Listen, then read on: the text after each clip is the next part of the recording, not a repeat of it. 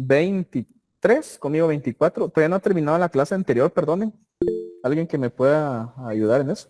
Fíjese, licenciado, que ya terminó, pero como faltan 2 minutos aún, de plano la gente no se ha conectado por eso.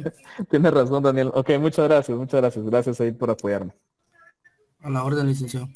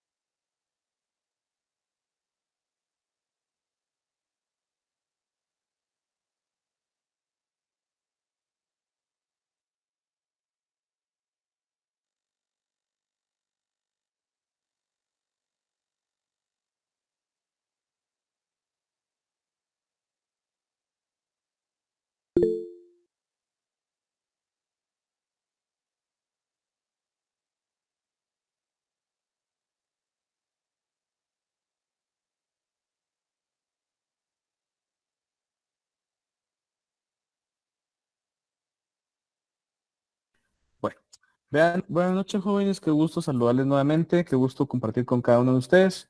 Respetando la puntualidad de los que ya están presentes, voy a dar inicio con el contenido de esta noche, ¿verdad? Vean, vamos a continuar. Voy a presentar en este momento la presentación. Yo recuerdo, queridos jóvenes, que nos hayamos quedado aquí, ¿verdad? En este punto. ¿Estamos bien? ¿Estamos bien? No sé si alguien me apoya. Nos hemos quedado acá, recuerdo. Correcto, Sí, licenciado. Ahí. gracias, Seleni, muy amable. Todavía hice la pregunta en la última clase, si todavía hay alguno que tenga alguna duda de este tema, pues en el tiempo todavía hay personas ingresando. No sé si con todo gusto puedo ampliar este tema. ¿Estamos bien? ¿Cero dudas? Ok, perfecto. Entonces voy a continuar. Vean, dentro de ese aspecto hay un tema interesante del tema del atributo de la persona. Están las variaciones del nombre, ¿verdad? Las variaciones del nombre se van dando y han evolucionado en conforme el proceso muy propio del derecho. Es más, imagínense ustedes, voy a tratar el tema del seudónimo, ¿verdad? En este caso, ¿verdad? El seudónimo es un nombre falso. La diferencia con el apodo es que el seudónimo es electo por la propia persona, ¿verdad? O sea, ¿qué sucede?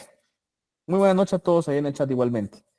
Yo personalmente elijo un seudónimo, ¿verdad?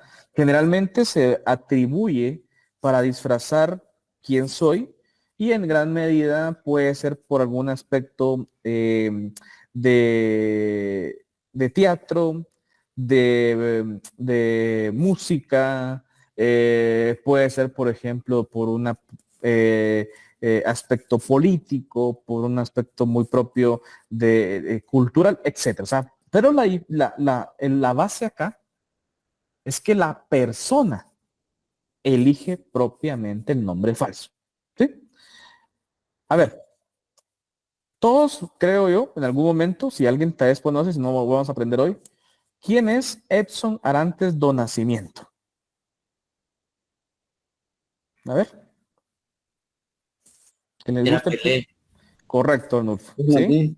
Sí, correcto. ¿Qué ocurre? Más conocido mundialmente como Pelé, una leyenda del fútbol.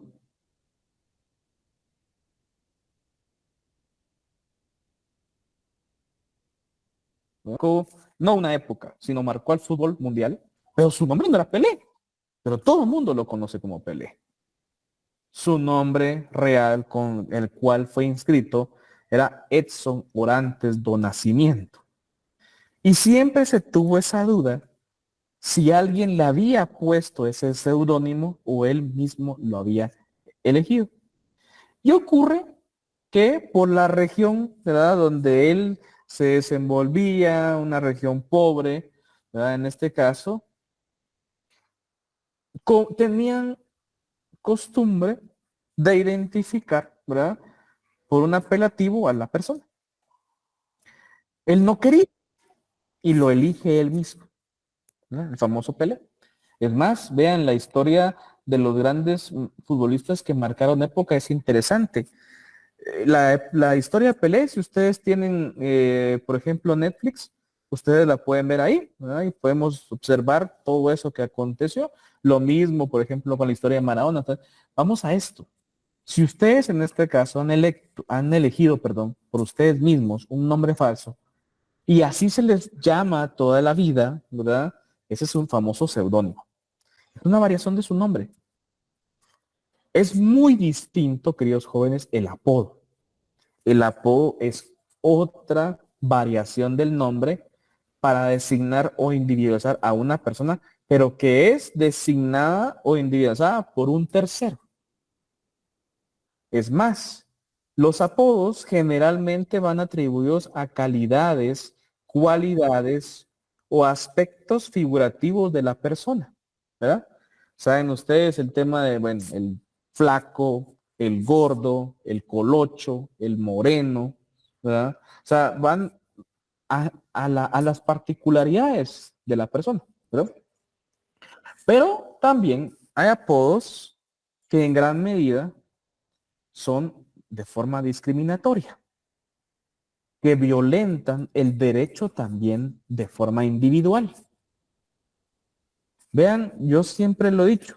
En algún momento le preguntaba a mi abuela, ¿verdad? A mi abuela, y porque, vean, si yo les digo en forma sencilla, que ¿en quién piensan cuando les digo el chino?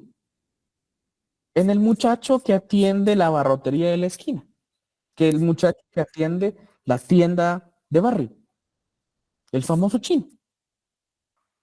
En ningún momento son chinos, ¿no? Es muy extraño que realmente encontremos a un muchacho que atiende una tienda que sea chino, ¿no? Ahora bien, es un apodo de hace mucho tiempo. Le preguntaba yo a mi abuela, ¿verdad?, si ella recordaba si en su época se usaba.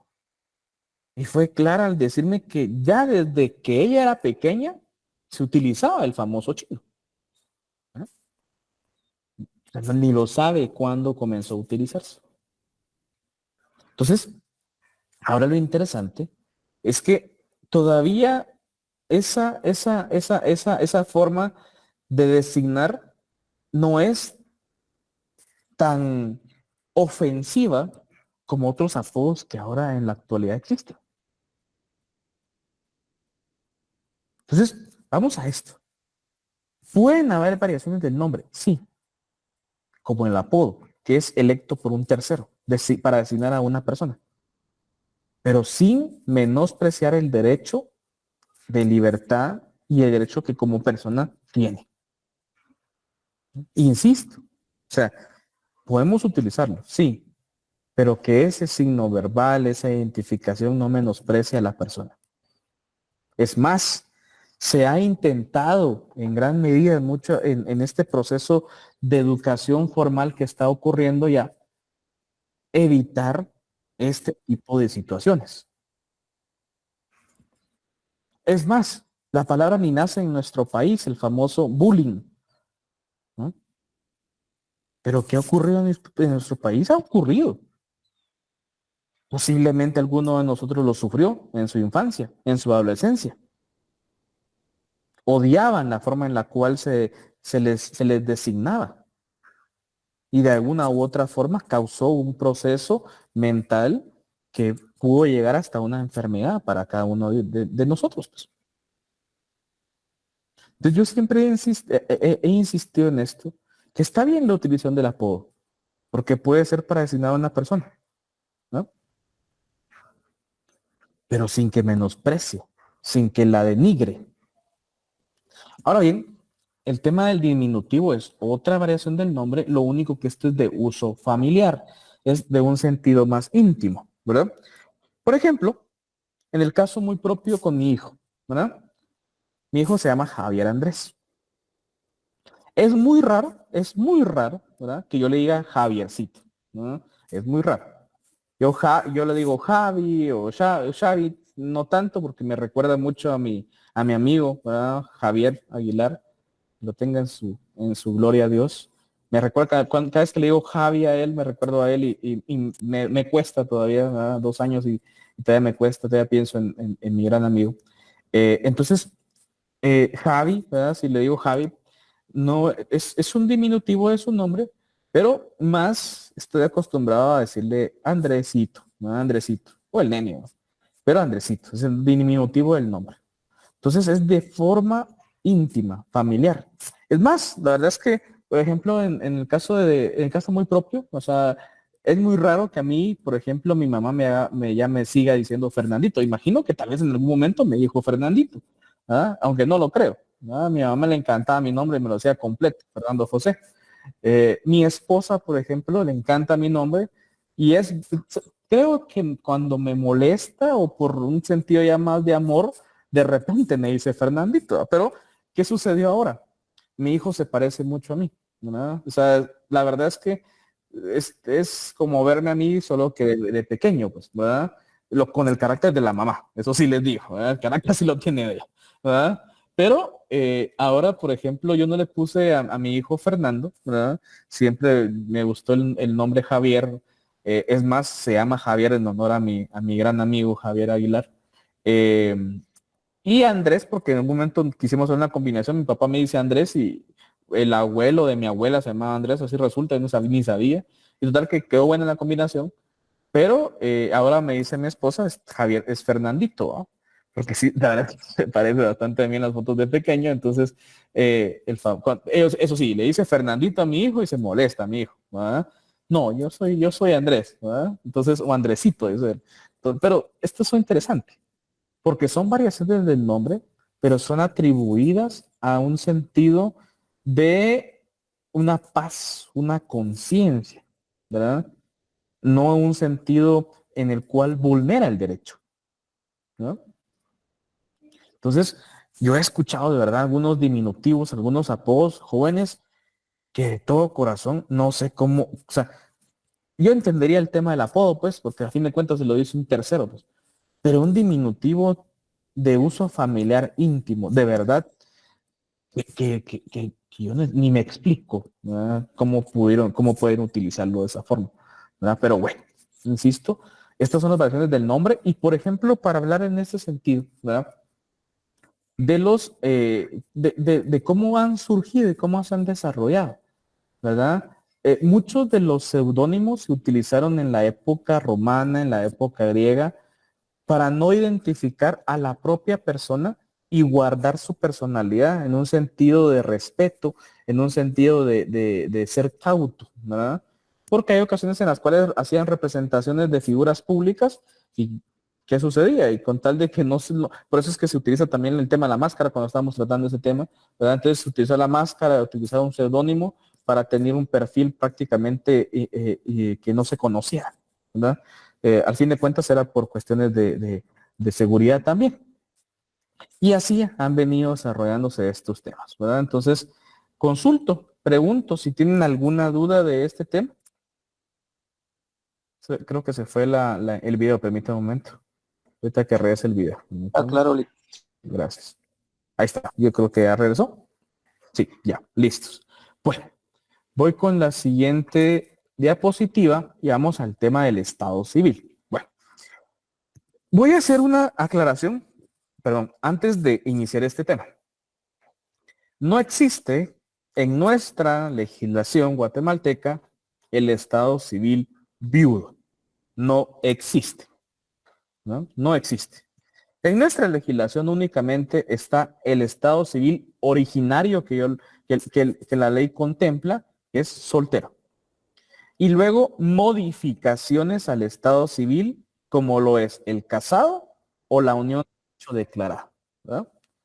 Entonces, pero voy a tratar estos temas y voy a hacer algunas comparaciones en la práctica para que comprendamos en gran medida por qué suceden ciertas particularidades más que todo sociales.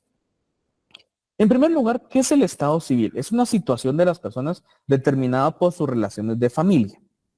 El estado originario de toda persona individual es soltero. ¿Ya? Nadie nace casado, nadie nace unido de hecho, declarado, ¿no? Todos nacemos solteros. ¿Qué sucede? Vamos a ir viendo y analizando estos procesos. El artículo 78 del Código Civil, que ya hemos dado lectura, y no voy a dar lectura hoy porque se debe repetir la situación, establece ese derecho que como personas individuales que con una pareja del distinto sexo deseamos contraerlo y en tal sentido de forma voluntaria establecemos ese vínculo a través de un matrimonio civil, ¿ok? El tema del casado, ¿no? Es más, como lo he indicado en anteriores oportunidades, de ese proceso surge el tema de la obligación de los derechos y obligaciones del artículo 108 y 114 del Código Civil, ¿no? Bueno, ¿qué sucede? Cuando contraemos matrimonio, es una declaración voluntaria con efectos del presente a futuro, ¿no? O sea, ¿en quién está pensado el tema del matrimonio? En personas individuales, solteras, hombre y mujer, que van a unir su vida desde ese momento de su declaración con efectos futuros. ¿Verdad? Bueno, vamos a esto. Es más, recordemos que no solo es esa declaración, tiene una influencia, perdón, en el tema del régimen económico del matrimonio. Al fin de cuentas, el tema económico también tiene y surge, ¿ah?, dentro de esa declaración un proceso de creación. Si tenemos bienes antes del matrimonio, podemos hacer las famosas capitulaciones matrimoniales, en la cual decidimos cómo vamos a realizar nuestro régimen económico dentro del matrimonio. Podemos hacer una separación absoluta, una comunidad absoluta o una comunidad de gananciales. ¿Quiénes estarían obligados según la ley? Cuando estén en civil van a darse cuenta, pero se los hago en forma sencilla. Todos estaríamos obligados, ¿verdad? Todos estaríamos obligados en algún momento cuando contraemos matrimonio a realizar capitulaciones matrimoniales.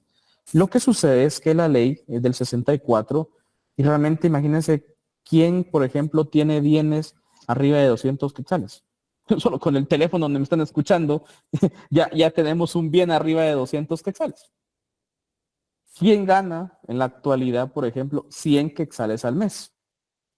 O sea, hay ocasiones en las cuales esos 100 quetzales se gastan en un día, pues, podemos ganarlos.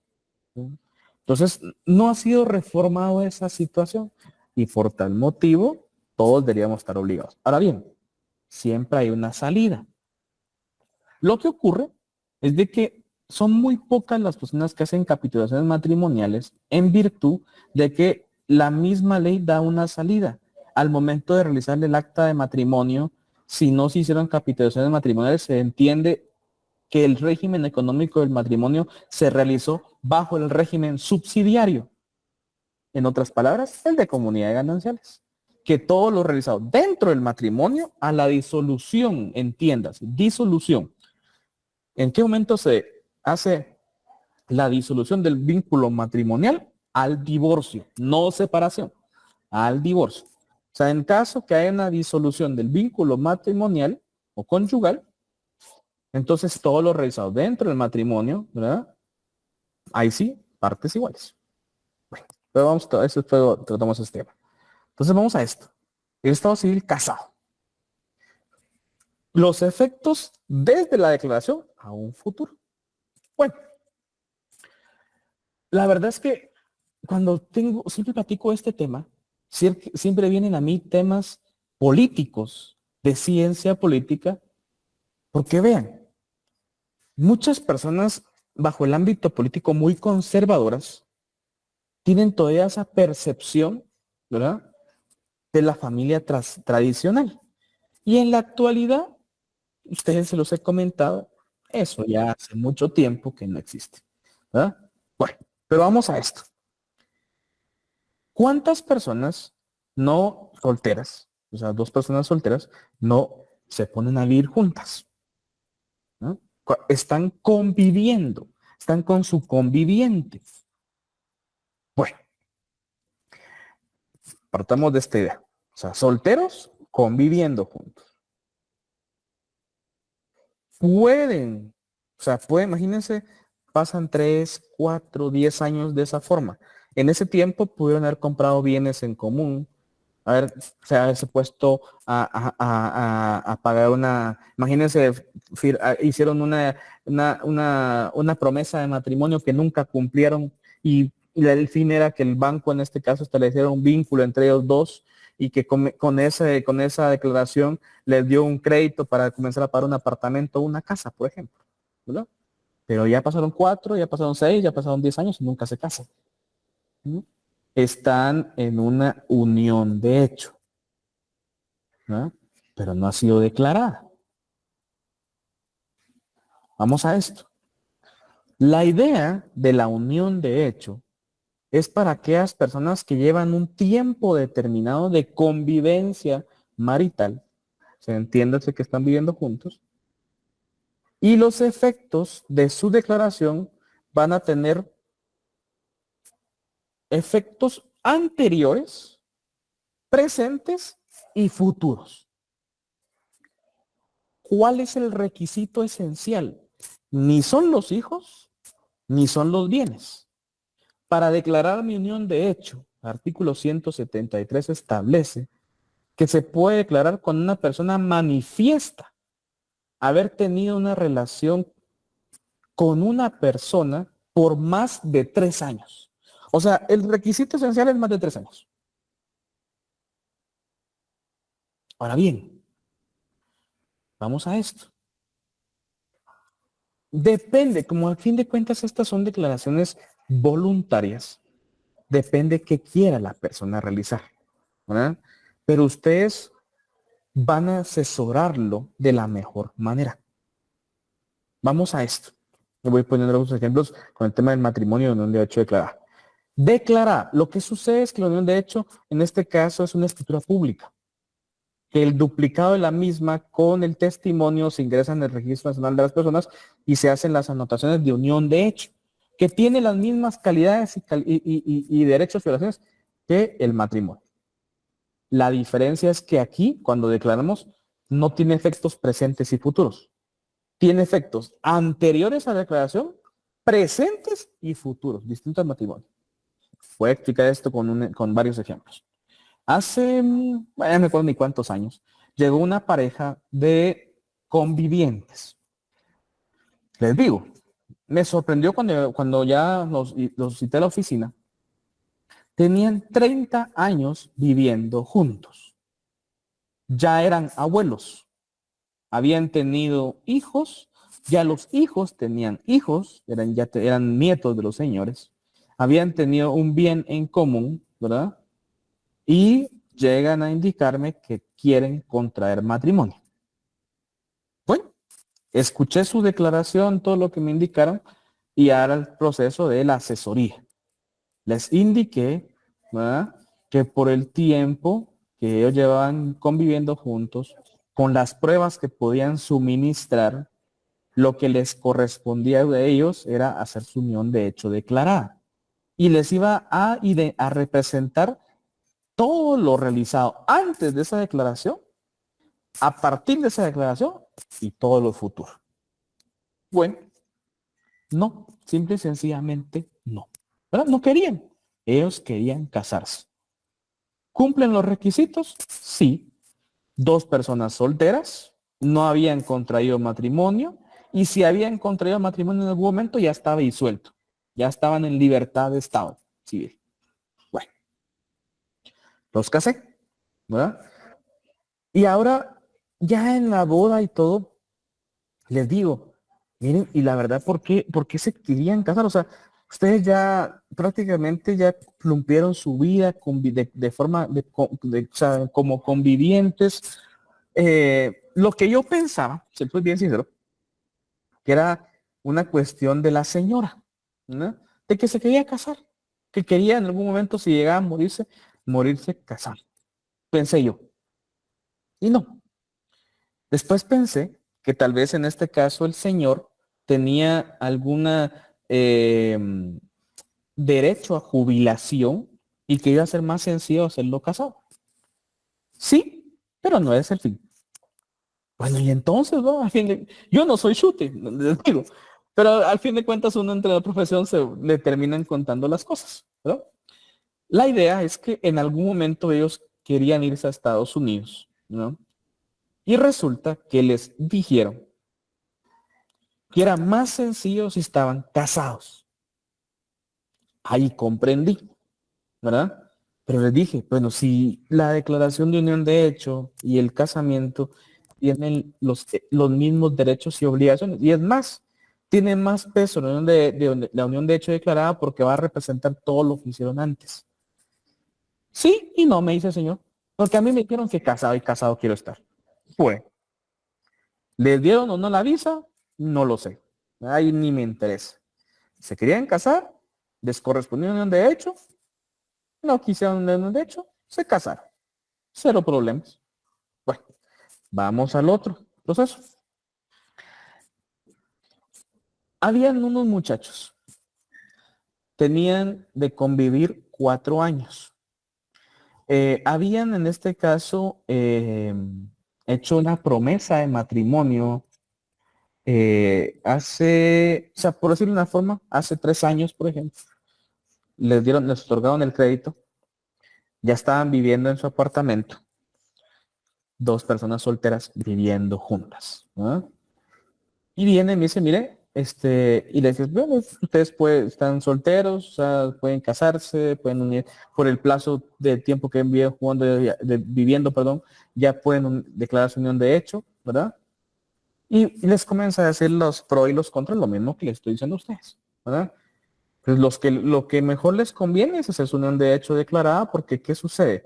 Hace 3 años les dieron el bien, ¿no? Entonces, la unión de hecho refiere que ese bien está dentro del proceso del régimen económico, porque en ese momento ya están conviviendo juntos, pues, ¿verdad? Entonces,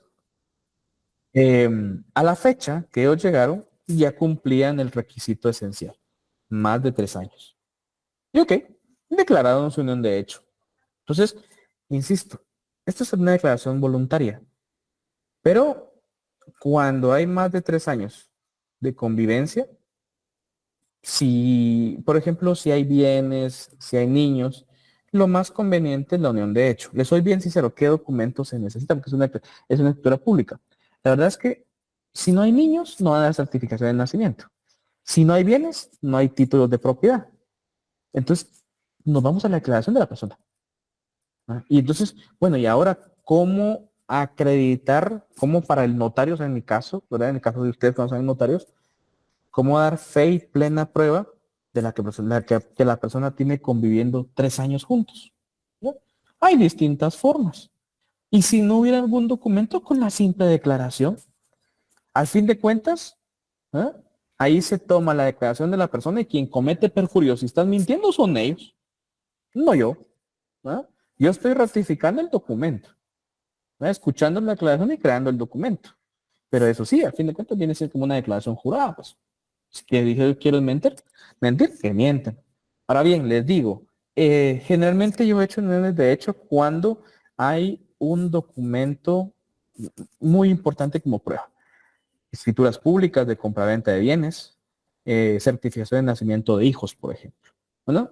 Entonces sencillo, ya no es la aclaración, ya no vamos al tema de la aclaración, sino ahí presentamos para confirmar su relación o vínculo marital de a partir de 3 años o más de 3 años, presentan certificado de nacimiento de sus hijos, presentan certificación de propiedad de los bienes que han realizado en común. Y ahí está, ahí se va.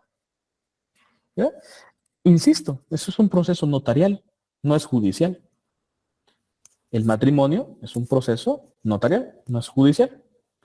Ustedes van a tener esa fe pública.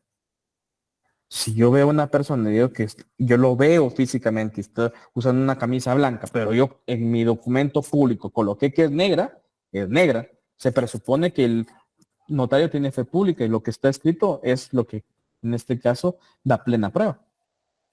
Eso es la élite de nuestra profesión, ¿no? Imagínense por eso, insisto, ¿no? En que tenemos que ser buenos profesionales, ¿no? Buenos profesionales, con decoro, con respeto, ¿no? Y sobre todo en este caso, ¿verdad? Realizando las cosas correctamente, ¿no? Bueno, ahora bien, voy al tema de la viudez, ¿no? No sé si alguien tal vez lo sintió así extraño y pensó que sí ya existía el viudo. La viudez no existe en la legislación guatemalteca, ¿verdad? Tampoco existe el soltero por viudez. La verdad es que esa es una aclaración que no debería aclararse, que no debería tomarse. ¿Por qué? Es que miren, se los voy a hacer esta comparación. ¿Por qué aparece soltero por viudez? Porque estaba casado, fallece el cónyuge, entonces simple y sencillamente es viudo. No, la comparación vendría a esto. Bueno, entonces cuando estoy casado y me divorcio, entonces voy a poner ahora soltero por divorcio. ¿No se entiende ridículo? ¿No? No, o sea, soy soltero. Esa es la idea básica, lo que busco en mi estado civil. Ahora bien, veamos. Lo que ocurre, y esto es que es lo que quiero que comprendan, jóvenes, el derecho es una ciencia social. Se enfoca en nosotros y en nuestras relaciones sociales, en nuestras relaciones, ¿verdad? Con nuestros semejantes. Y en un sentido muy propio de la vida que como personas individuales hemos llevado. Yo comprendo, ¿verdad? Les voy a decir bien sinceramente, que cuando yo he compartido la vida con una persona, ¿verdad? Al fallecimiento de esta persona, pues aún hay amor, aún hay sentimientos de apego. Les digo, se los voy a poner en contexto para que ustedes me comprendan. Hace algunas semanas, en los últimos días de clase, les contaba que pues mis dos abuelitas, bueno, ya están en su proceso final de su vida. Pues una de ellas, mi abuelita de parte de mi papá, la con la que yo viví hasta los 27 años, que me cuidó, me educó, y prácticamente convivía casi la media del tiempo, pues el día de ayer tuvo una descompensación muy fuerte y está internada, ¿verdad? Está internada. La verdad es que les digo, me costó mucho ayer, ¿verdad? Pasar ese proceso. No es fácil, no es fácil. Eh, no sé si ya sea su proceso final, le soy bien sincero. Yo esperaría que no. Pero los últimos días ya no estaba, semanas ya no estaba teniendo calidad de vida. Eh, yo espero si con esta descompensación, porque reaccionó después del procedimiento que se le hizo, ayer no estaba consciente, ya cuando me vio no me reconoció, no reconoció a mi mamá, no reconoce a mi esposa, entonces tenía fiebre. La verdad es que todavía está en ese proceso de qué es lo que realmente te está haciendo una cantidad de exámenes increíble. Y fue bien difícil, ayer le soy bien sincero, mi mamá se quedó todo el día con ella desde el momento que le ingresaron eh, hasta hoy, bueno, desde el momento que la recibieron en emergencia hasta hoy que la ingresaron. Y me recordó de un tema y se pega con lo que yo tengo que hablar el día de hoy. Mi abuela se casó con mi abuelo muy joven. Mi abuelo le llevaba a ella 10 años. Y mi abuela, siempre que estuvo, cuando mi abuelo estuvo vivo, desde que yo tengo memoria, mi abuela utilizaba el apellido de Casada, Ángela de Pocón. Toda la vida lo utilizó, ¿verdad? No sé si en algún momento ya supo o sabe que era un derecho, no una obligación, pero siempre lo utilizó. Es más, El apellido que tenía de su padre, pues yo realmente le soy bien sincero, hasta de una edad ya más avanzada lo supe, porque todo era Ángela de Pocón, Ángela de Pocón. Cuando fallece mi abuelo, eh, es un proceso bien difícil perder al ser que uno ha amado toda la vida, con el que he compartido toda la vida. Yo me lo explico con mi esposa.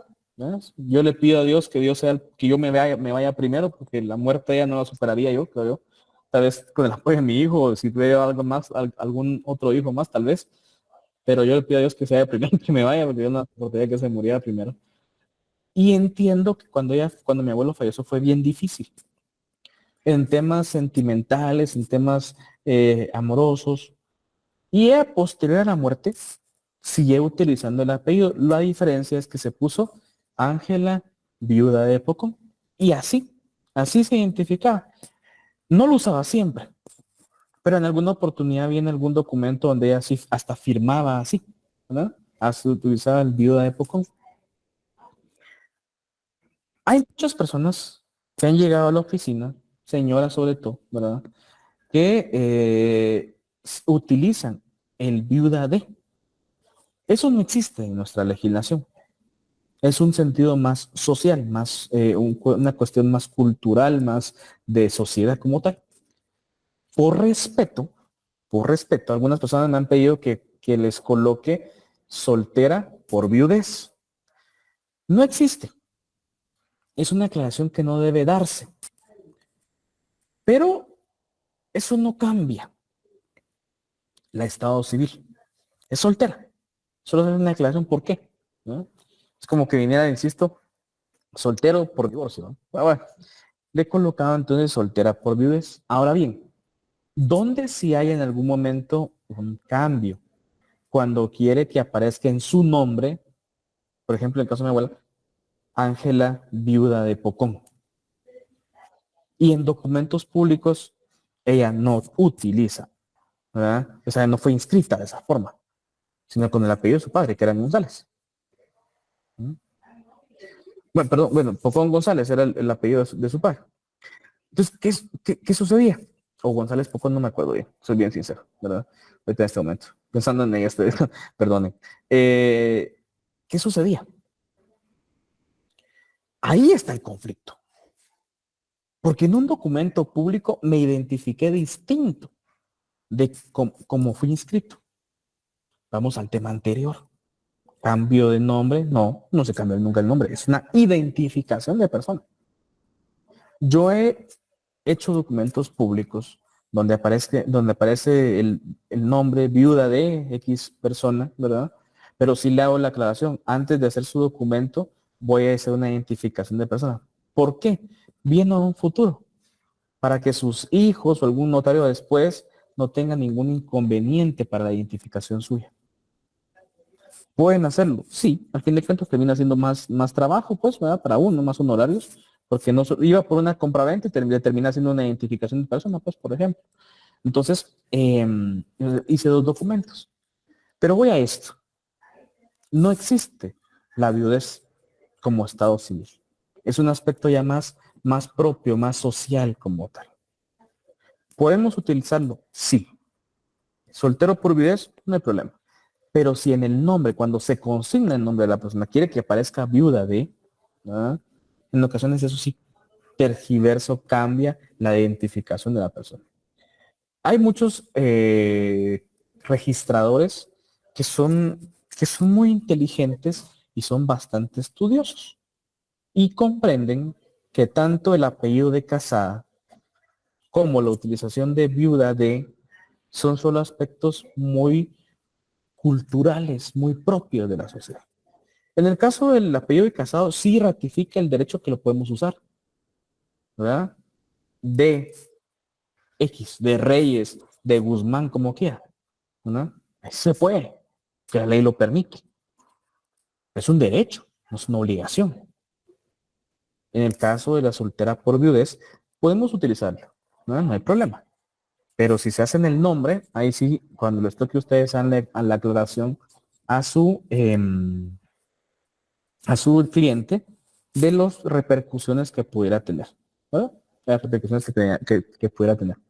Y les digo, eh, insisto en ese sentido, lo entiendo, porque lo estoy viviendo con mi abuela. ¿Verdad? Mi abuela toda la vida utilizó el apellido de casada, luego utilizó el apellido de soltera por viudez, ¿verdad? Viuda de Pocón. Y les soy bien sincero, o sea, comprendo, comprendo porque al final de cuentas es un proceso de una vida con una persona. Entonces, como esos aspectos sociales y el derecho es una eminente ciencia social, hay que ir comprendiendo ciertas situaciones, ¿verdad? Yo les digo, ¿verdad? De todo corazón, eh, no sé realmente qué nos deparen los días siguientes con mi abuela. Yo esperaría, ¿verdad? Que si Dios decide que ella mejore, pues sea, para que tenga una calidad de vida. Y si no les digo, ya le agradecí a Dios, ¿verdad? Por la vida de ella, por tanto que hizo por nosotros, porque nos cuida a los tres varones. Tengo otros dos hermanos, pero imagino yo por ser el mayor, por ser el primer nieto de toda la familia, eh, yo me sentía muy apegado a ella. Ella es la que les cuento yo que me llevó a ser monaguillo. Fui monaguillo en una iglesia, era que me llevó todo el proceso católico de esto. Eh, y siempre me lo digo cuando tomo algún tema que pelearía con la religión, ella me escucha y estoy seguro que me mandaría a excomulgar. Pero, como les digo, uno entiende, agradece haber tenido tanto tiempo, ¿verdad? Y hace mucho tiempo falleció mi abuelo, ¿verdad? Mi abuelo era otra cosa distinta, ¿verdad? Él era demasiado estricto, ¿verdad? Demasiado estricto. De él aprendí a hacer muchas cosas en casa, ¿verdad? Él era carpintero y les digo, me llevaba cuando le tocaba hacer algo de carpintería, me llevaba un chavito, patojo, pequeño, pero aprendí muchas cosas, ¿verdad? Pero murió hace mucho tiempo, ¿verdad? Murió hace mucho tiempo. Yo estaba cumpliendo 18 años. Me dolió mucho porque me iba a graduar en ese año. Él fallece a inicio, con cuatro, más o menos en el cuarto mes, quinto mes, él falleció en mayo de ese año. Y me costó mucho asimilar ese golpe, porque me recuerdo muy bien haberlo visto todavía haciendo algunas puertas cuando yo comenzaba a estudiar ese año y esto ya no estaba, ¿verdad? Entonces, insisto, para que me comprendan todo este aspecto, jóvenes, el derecho es una eminente ciencia social. Está en todo, está inmerso en todos nosotros. O sea, está unificado lo que nosotros vemos, creemos y desarrollamos en nuestra vida, ¿verdad? Entonces, por eso les digo, el tema del Estado civil, en alguna oportunidad me decía algún colega, yo no entiendo, ¿verdad? O sea, ¿por qué razón quiere ser viuda si no aparece? Y yo digo, vos no tenés esposa, no tenías esposa, estás soltero, ¿verdad? En algún momento cuando tenés esposa, a ver qué vas a hacer cuando ya tengas una relación. O tu abuela o tu abuelo. Entonces, hay personas que no comprenden, a pesar de que aún así son siendo parte de la misma proceso de sociedad, ¿verdad? Entonces les digo, o sea, para entender el derecho, yo siempre he sido de la idea que tenemos que verlo en nosotros mismos, ¿verdad? En lo que nos pasa, en lo que nos acontece. Y así vamos a ser más sencillo para entenderlo, ¿verdad? Bueno, ¿dudas de este tema? ¿Estamos bien? Ok, vamos al siguiente tema, queridos jóvenes, el tema del patrimonio. Bueno, vamos a esto. Clemente Soto Gómez hacía una definición sencilla y que a mí me gusta mucho. Es más, el licenciado López también la tiene. ¿Por qué? Por el inicio de la definición. Atributo de la persona. Vean, a mí siempre me costaba estudiar, le soy bien sincero, yo no fui una persona muy disciplinada para el estudio. Yo era yo de hacerles a ustedes una síntesis, un resumen, cuestionario, yo no era de eso. Yo me sentaba, ponía atención y la retentiva que tenía, ¿no? Y me gustaba mucho la argumentación, ¿verdad? Mi esposa me dice, esto es muy casaquero. No es eso, pues, ¿verdad? No es eso. Eh, lo que pasa es que, o sea, no me gusta, por ejemplo, imagínense ustedes por ejemplo, es llegar a crear definiciones y que se me quede una definición muy básica de un autor, a mí me cuesta muchísimo, ¿no? Me gusta escuchar varios autores y crear mi propia definición y entenderlo con lo que vivo y poderlo ampliar en un sentido muy sencillo para poder en ese caso ir desarrollando ese conocimiento. Me trajo ese tipo de estudio para mí no fue bueno, le soy bien sincero. Perdía muchos cursos por ello. Porque yo quería mis definiciones y yo las definía como yo la entendía y los catedráticos simplemente no. Era como estaba en la ley o como estaba en la doctrina. Mi esposa me dio mucho eso, porque mi esposa sí es así, ¿verdad? O sea, me ayudó a estudiar con cuestionarios. Y me dijo antes, y me acuerdo muy bien, me dijo, mira, me dice, lo que tienes que entender es de dónde proviene lo que estás estudiando. Y ahí ya comenzás a hacer la definición, ¿no? Y después dije, tiene razón. O sea, ¿cuál es el tema central que estoy estudiando en este momento? Atributos de la persona. Y siempre me gustó esta definición de Clemente Soto. Porque decía atributo de la persona. Me lo hizo más fácil, ¿no? Atributo de la persona. ¿Qué consiste? Y esto ya viene, ¿verdad? Ahí viene, ya no, bienes, derechos, obligaciones, que son cuantificadas en dinero. Ese es el patrimonio. El aspecto económico es un atributo fundamental de la persona, en virtud que también influye dentro del derecho e influye en el aspecto social. Pero no solo lo que tengo, también es lo que debo. Compro una tele, ¿no? 50 pulgadas, 65 pulgadas. Miren, en algún momento le he dicho a mi esposa, aunque le digo ahora, siempre me dice lo mismo, ¿no? Yo en mi sala que tengo yo, que aquí está también una parte de la sala, tengo la idea de poner una barra de sonido. Hace años estaba eso, ¿no? Y ahora con el nene, lo que menos miro es televisión, ¿no? Y si estoy viendo televisión, estamos viendo sus series de caricaturas o sus canciones. Bueno, pues para ponerla más fuerte le digo a mi esposa, pero no sé si en algún momento lo va a hacer. La idea en algún momento es, quiero una tele más grande, ¿no? No sé por qué razón, pero al menos yo como hombre, le soy bien sincero, entre más grande mejor la tele, no sé por qué, ¿verdad?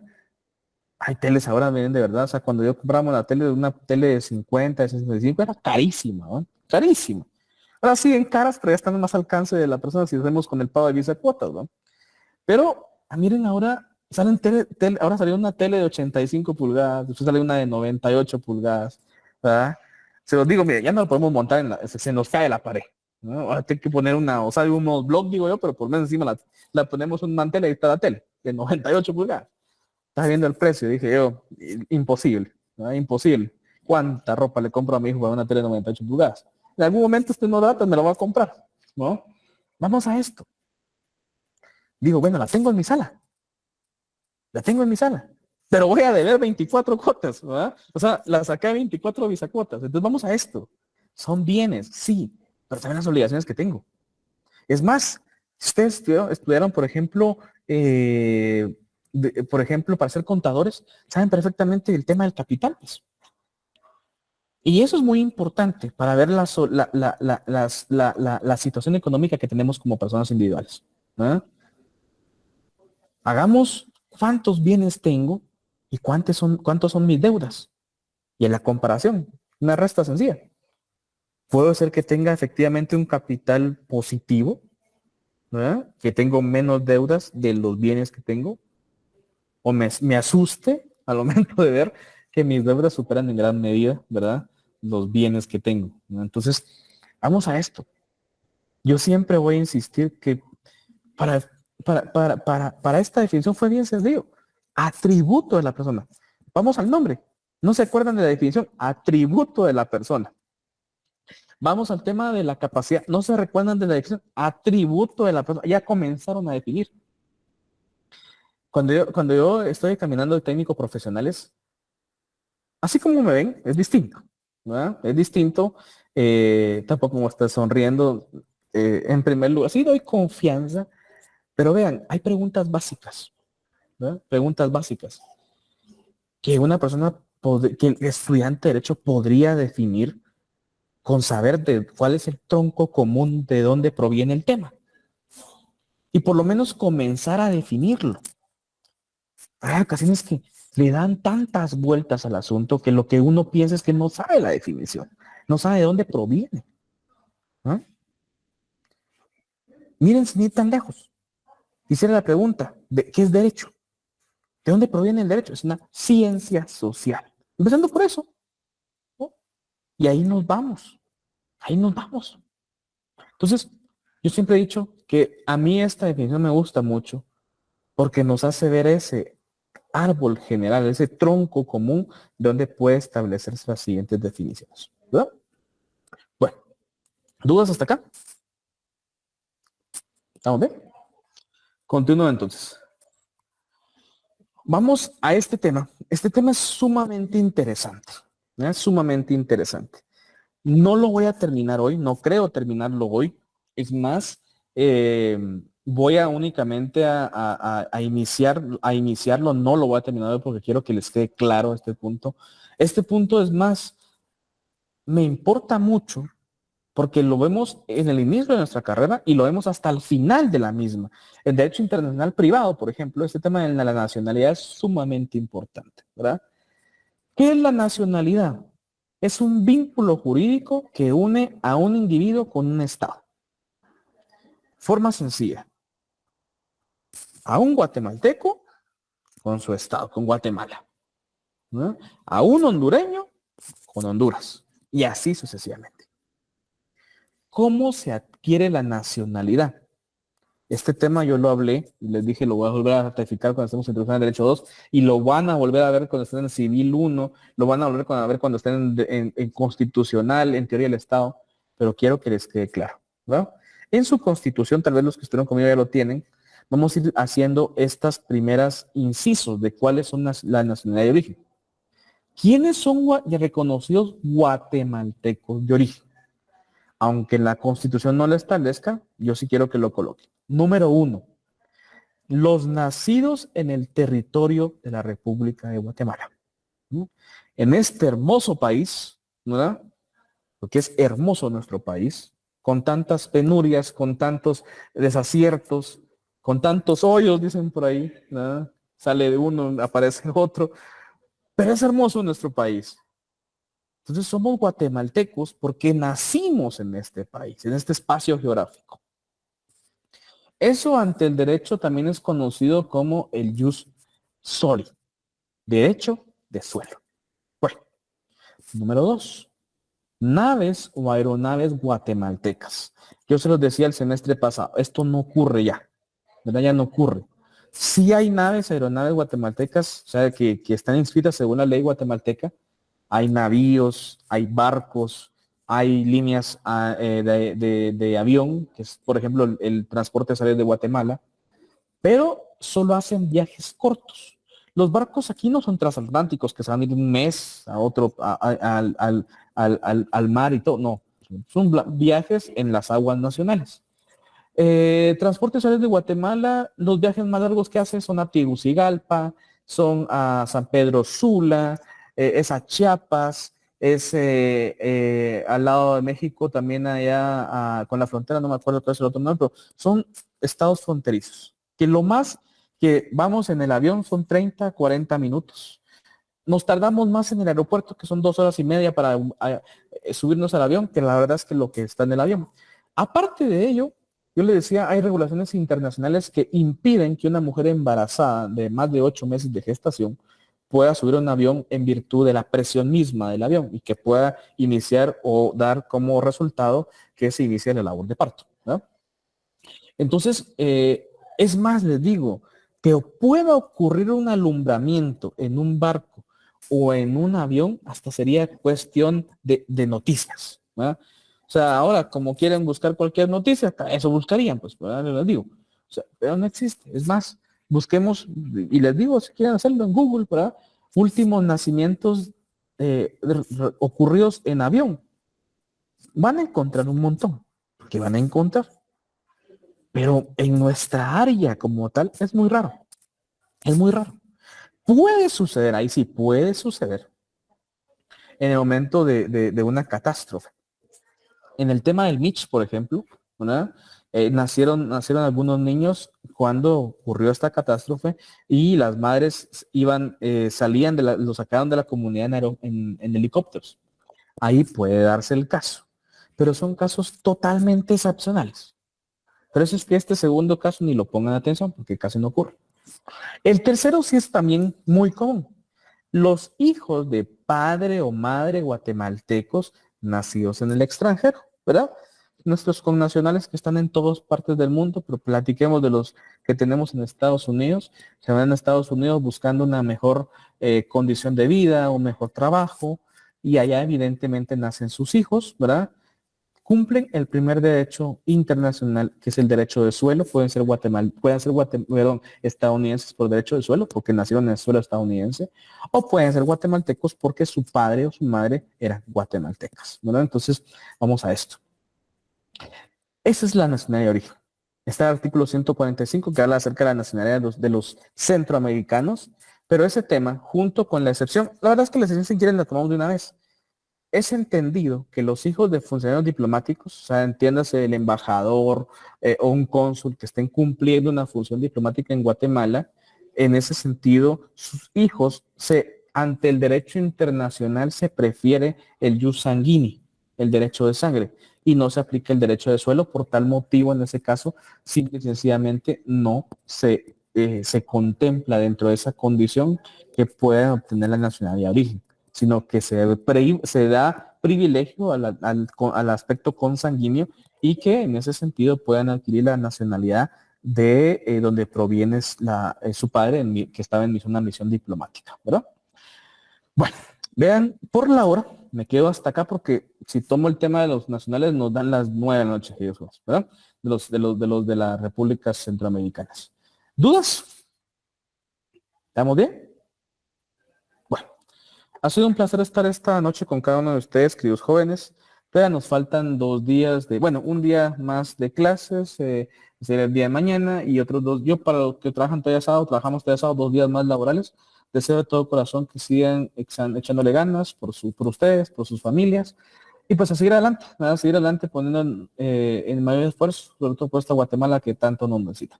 Un abrazo, jóvenes. Feliz noche. Feliz Gracias, noche. Ley. Buenas noches. Feliz noche, licenciado. Feliz noche. Muchas gracias, Ley. Feliz noche.